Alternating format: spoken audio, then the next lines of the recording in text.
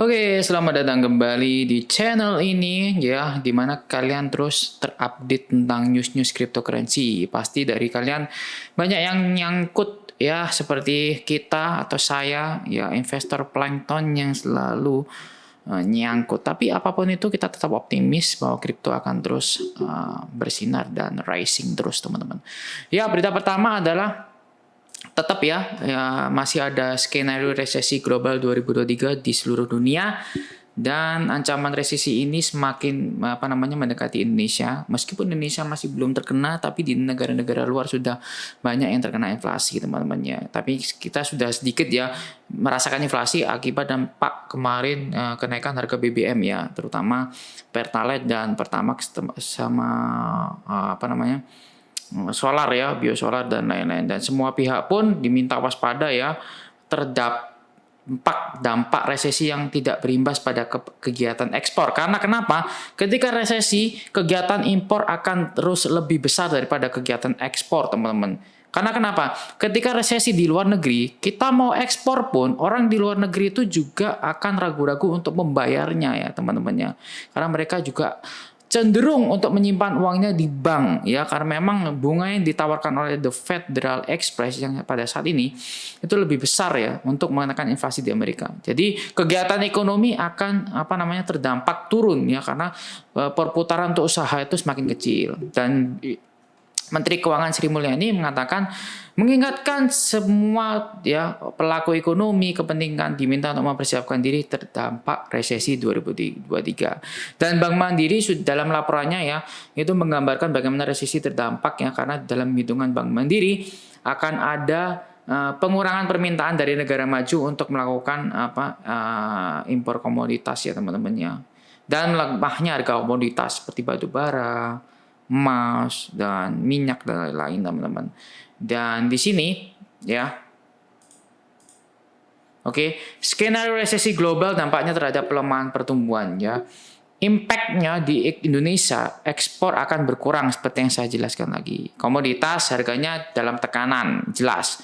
Karena memang impor itu untuk komoditas akan semakin berkurang, namun impor untuk barang lain akan semakin tinggi ya, dan rupiah mengalami depresiasi. Dolar aja sekarang udah 15.500 teman-teman. Di luar negeri dunia ya, adanya lower export oriented manufaktur ya, manufaktur itu ekspornya akan berkurang karena memang penyediaan bahan bakunya mengalami inflasi teman-teman ya. Selain itu adalah pendapatan untuk ekspor ya, itu akan mengalami penurunan ya teman-teman ya. Iya, jelas sekali ya. Karena kenapa? Banyak orang pelaku ekonomi di dunia berhati-hati untuk mengeluarkan uangnya, lebih menyimpan uangnya teman-teman. Di samping itu 8,9% ya kenaikan inflasi di Italia sudah terjadi teman-teman. Ini tertinggi sejak 37 tahun terakhir. Nah, ini mengakibatkan efek domino beruntun yang mengakibatkan ekonomi global berpengaruh. Namun ya di samping itu ini akan berdampak kepada cryptocurrency. Karena kenapa? Bitcoin teman-teman ya akan mengalami penurunan teman-teman ya.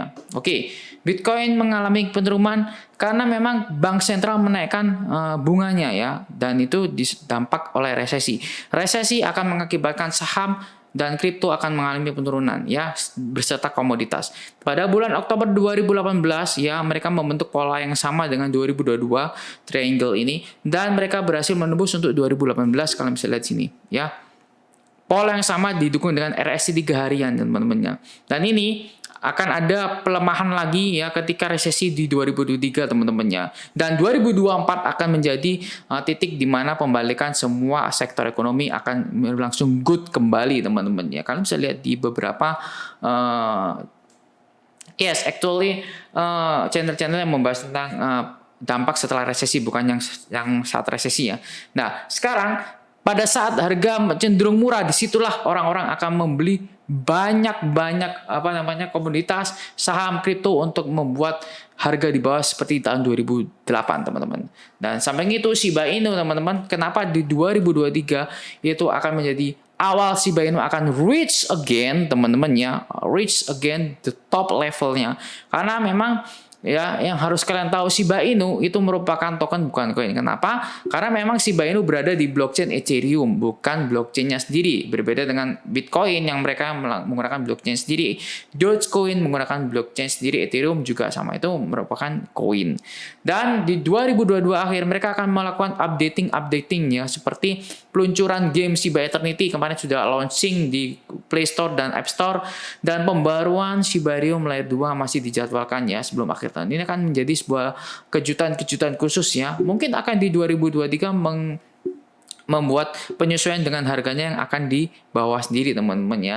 Karena Shibarium akan diintegrasikan dengan mekanisme pembakaran yang akan otomatis teman-teman ya. Jadi konsepnya seperti itu. Dan memang di 2023 akan menjadi penurunan harga lagi ya, karena memang berdampak dengan resesi.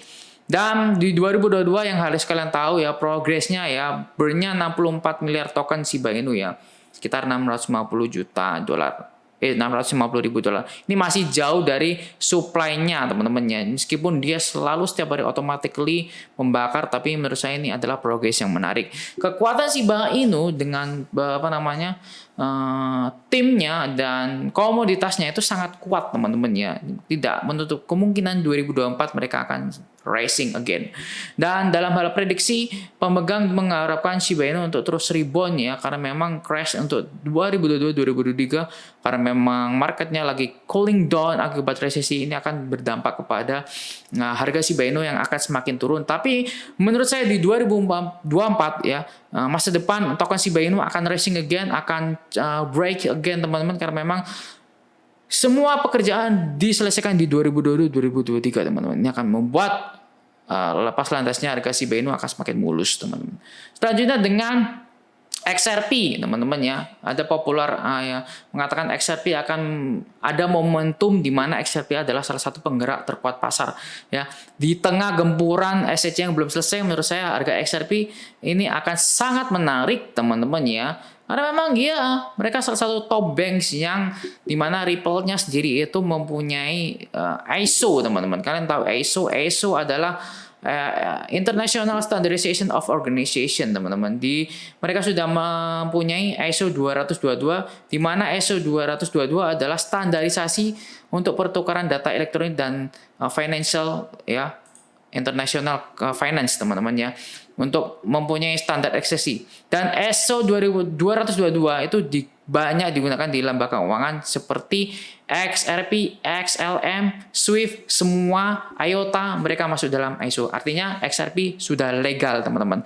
Ini hanya masalah waktu aja, XRP akan booming kembali karena memang mereka sudah digunakan di lebih dari 100 lembaga keuangan di seluruh dunia teman-teman ya. Dan gimana ISO 2022 akan berdampak pada Ripple, karena ya kalian tahu sendiri ya, melalui perbankan yang terstandarisasi, ISO akan mengembangkan bisnisnya semakin besar dan semakin diakui, dan ya mereka menjadi standar perbankan global yang menghubungkan antar bank dunia teman-teman. Dan tidak banyak yang tahu XRP adalah raja kecil di beberapa kripto teman-teman ya. Kemitraan Ripple dan ISO di negara Timur Tengah ini akan menjadi proyek Ripple akan mempersiapkan di masa depan dengan andalannya ISO 222. Puluhan perusahaan dan bank ini menjadi anggota komite teknis yang bertugas memperluas jangkauan 200 ISO 22. Yang menarik, RippleNet juga muncul sebagai salah satu perusahaan kripto yang memiliki keanggotaan ISO 222 dan diakui dunia. Oke, ini tidak ada alasan ISO akan mengekang atau mengikat XRP akan menjadi semakin bullish. Oke teman-teman, thank you.